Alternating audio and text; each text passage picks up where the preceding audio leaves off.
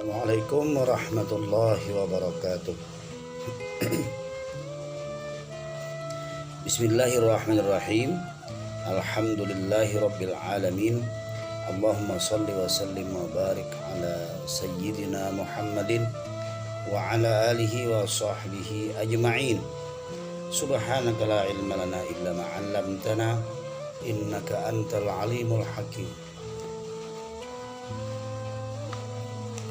Rabbi shrah li sadri wa yassir li amri wa hlul 'uqdatam min lisani yafqahu qawli.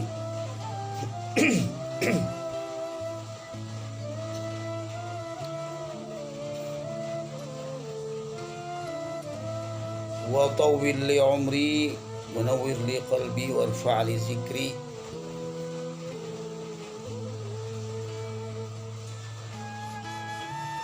Rabbana atina fid dunya hasanah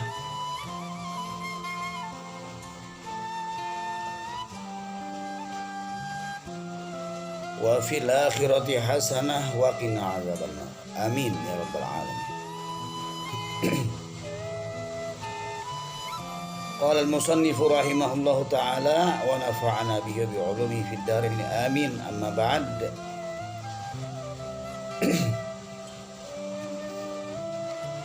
Kajian kita kali ini sampai pada makna atau hakikat ruh. Kata Al-Imam Al-Ghazali,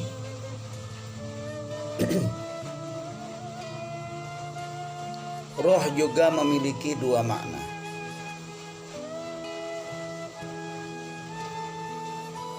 Makna yang pertama adalah ruh alamiah. Ruh yang biasa kita kenal sebagai nyawa manusia. Ini adalah uap yang berasal dari darah hitam. Saya ulangi, ruh adalah uap yang ada atau berasal dari darah hitam di dalam rongga hati, atau kita sebut saja sebagai jantung. Jadi ruh itu berasal dari darah hitam, bersumber dari darah hitam yang berada di dalam hati, dalam jantung. Jantung itu adalah segumpal daging seperti cemara bentuknya. Dari situlah berasal roh dalam pengertian yang pertama ya. Dari situ kemudian menyebar ke seluruh anggota tubuh melalui perantaraan urat dan pembuluh darah.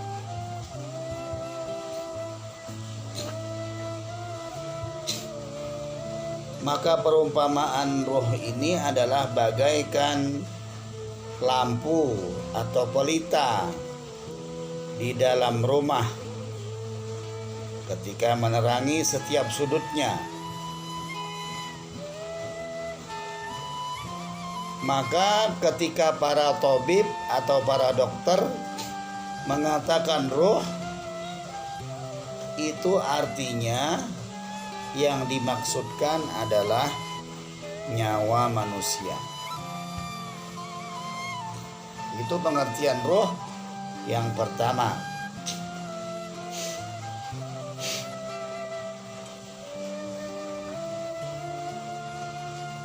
Jadi unik juga, kita sebut sebagai hati, bendanya bernama jantung.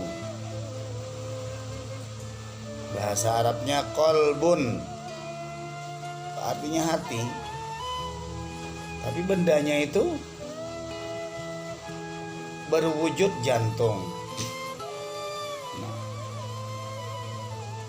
Rohnya itu yang ada di dalam jantung itu asalnya lalu dari situ menyebar ke seluruh tubuh melalui urat dan pembuluh darah. Asalnya di jantung, wujudnya itu uap yang berasal dari darah hitam. Jantung menyebar ke seluruh tubuh.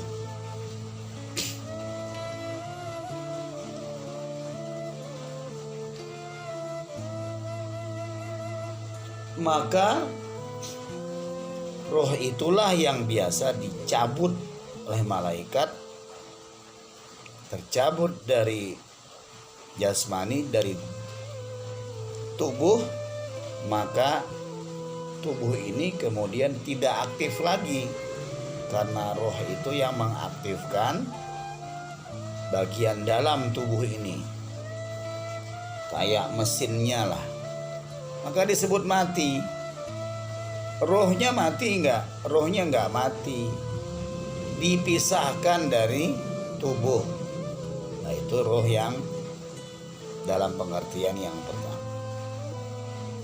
Sekarang roh dalam pengertian yang kedua, atau makna yang kedua dari roh. Menurut Al-Imam Ghazali, Imam Al-Ghazali, pengertian kedua dari roh ini adalah latifah rabbaniyah,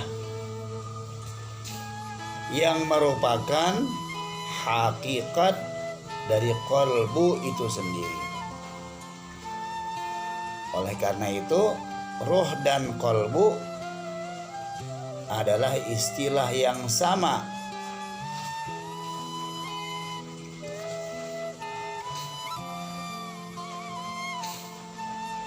Untuk mengacu pada pengertian latifah itu. Seperti kita bahas dalam kajian sebelumnya, yaitu qalbun. Apa itu makna yang lebih luas dari qalbu, tidak sekedar jantung? Dia adalah latifah rabbaniyah ruhaniyah. Jadi kalau begitu, makna roh latifah rabbaniyah qalbiyah sama, ruhaniyah qalbiyah. Apa itu latifah rabbaniyah? Yaitu yang mempunyai hubungan dengan segumpal daging, yaitu qalbu tadi, atau qalbun atau hati atau jantung.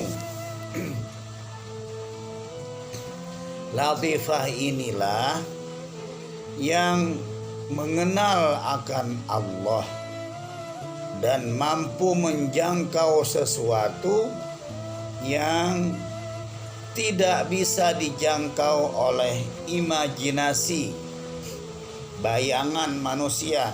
Bayang ke opo, membayangkan apa, mengira-ngira, tidak bisa dijangkau. Hanya bisa dijangkau oleh latifah tadi. Itu suatu pemberian dari Allah. Atau juga sesuatu yang tidak bisa dijangkau oleh ilusi, bayangan juga, khayalan, rekaan, ya kurang lebih sama dengan imajinasi. Maka bisa dijangkau oleh latifah ini. Dalam pengertian ini, maka ia adalah hakikat manusia yang sebenar-benarnya, hati maupun roh. Hakikat sebenarnya itu.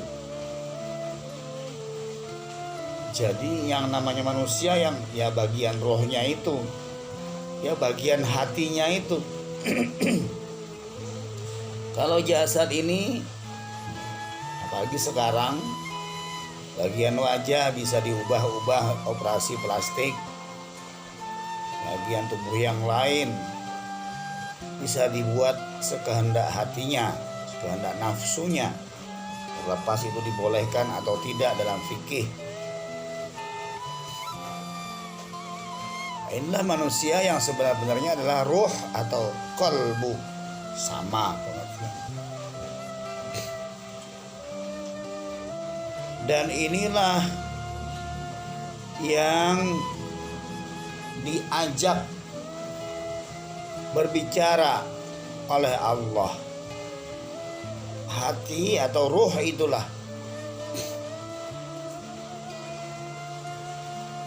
Jadi sama ya, ruh dengan qalbu.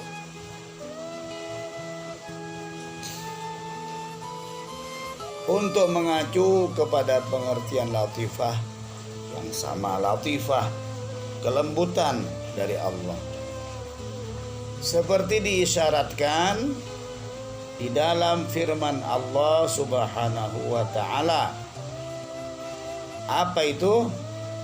Wa yas'alunaka 'anir ruh qul ar-ruhu min amri rabbi, atau diwasal bacaannya qulir ruhu min amri rabbi, shadaqallahul azim.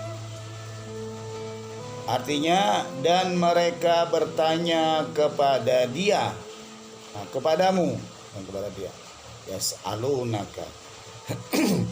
Dan mereka senantiasa menanyakan kepadamu, wahai Nabi Muhammad sallallahu alaihi wasallam, menanyakan kepadamu tentang ruh. Maka katakan, wahai Nabi Muhammad, ar-ruh min amri rabbi, ruh itu termasuk urusan Tuhanku. Di dalam surat Al-Isra surah ke-17 ayat 85. Jadi ruh itu pengertian yang pertama adalah nyawa manusia. Pengertian yang kedua, dia adalah latifah atau sejatinya manusia. Diartikan nyawa manusia secara zahir, dia adalah uap yang berasal dari darah hitam yang berada di rongga jantung, rongga hati atau jantung. Lalu uap itu bersama darah itu menyebar. Yang darah hitamnya tidak, di darah menyebar dengan perantaraan urat dan pembuluh darah ke seluruh sudut tubuh. Itulah yang disebut dengan nyawa. Kemudian pengertian yang kedua, dia adalah latifah rabbaniyah, ruhaniyah, sama dengan pengertian qalbu yang sesungguhnya, hati yang sesungguhnya. Nah, itulah yang bisa saya sampaikan pada pertemuan kali ini. Silakan pada kawan-kawan di Majelis Al-Hikmah Hong Kong, di Majelis Babur Rahmah, Dalailul Khairat, dan Majelis Ashabul Yamin di Kalimantan Selatan, juga Majelis Al-Johnsoniyah yang berpusat di Jakarta, serta Majelis Sejuta Sholawat, Majelis Al-Ukhuwah yang ada di Yogyakarta. Itu adalah kawan-kawan kita dalam bermajlis, dalam menuntut ilmu. Semoga ini menjadi tambahan walau sedikit tentang pemahaman kita akan urusan-urusan agama, urusan-urusan batin, urusan-urusan akhirat. Silakan di-share tayangan ini, kemudian juga diikuti atau di-subscribe. Semoga jadi ladang dakwah bagi kita semua. Mari kita tutup dengan doa. Ila hadratin Nabi Mustafa sallallahu alaihi wasallam wa ala alihi wa ashabihi wa azwajihi wa dzurriyyatihi wa ahli baitihi ajma'in. wa ala mana wa aslafuna salihun wa liqada'i hajatina. Al-Fatihah. A'udzu billahi minasyaitonir rajim. Bismillahirrahmanirrahim. Alhamdulillahi rabbil alamin. Ar-Rahmanir Rahim. Maliki yaumiddin. Iyyaka na'budu wa iyyaka nasta'in. Ihdinas siratal mustaqim. Siratal ladzina an'amta 'alaihim ghairil maghdubi 'alaihim waladdallin. Demikian dari saya. Mohon maaf atas segala kekurangan. Wallahul muwaffiq ila aqwamit thoriq. Wassalamualaikum warahmatullahi wabarakatuh.